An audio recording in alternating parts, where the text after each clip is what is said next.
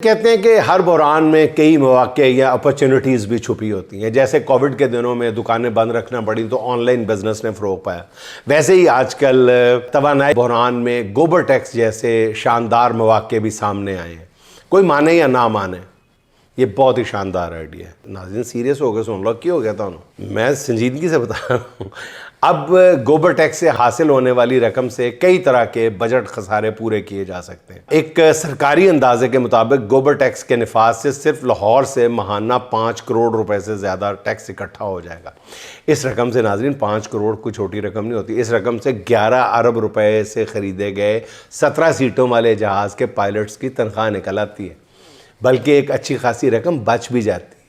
इस रकम से जहाज़ की सवारियों के लिए रिफ़्रेशमेंट का बंदोबस्त भी किया जा सकता है, बल्कि इस रकम से जब जी चाहे जहाज़ का इंटीरियर भी बदला जा सकता है, उसकी सीटों की पोशिश भी बदली जा सकती है। साथ ही मेरी तजवीज़ है कि अगर पंजाब हुकूमत टैक्स के साथ साथ गोबर को भी सरकारी मलकियत में लेने का ऐलान कर दे ना, तो उससे भी ख़जाने में बड़ी रकम आ सकती है।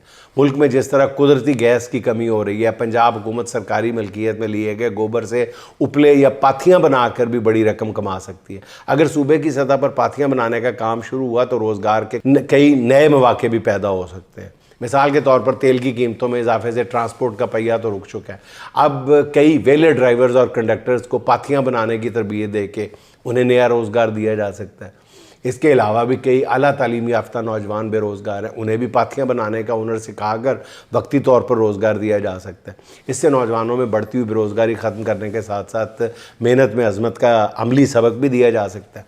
इसलिए मेरे ख्याल में गोबर टैक्स पर होने वाली तनकीद जो है ना वो गैर ज़रूरी है, बल्कि हमारी तजवीज़ तो ये है कि पंजाब हुकूमत फिलफौर पाथी एक्ट पास करके तमाम गोबर को सरकारी मलकियत में लेने का ऐलान कर दे। इतनी कीमती चीज़ को ज़ाया ना होने दे। ज़ाहिर है कीमती चीज़ पे टैक्स लगता है ना, तो अगर टैक्स लगाया जा सकता है तो कीमती है, तो कीमती चीज़ को सरकार अपनी मलकियत में ले ले।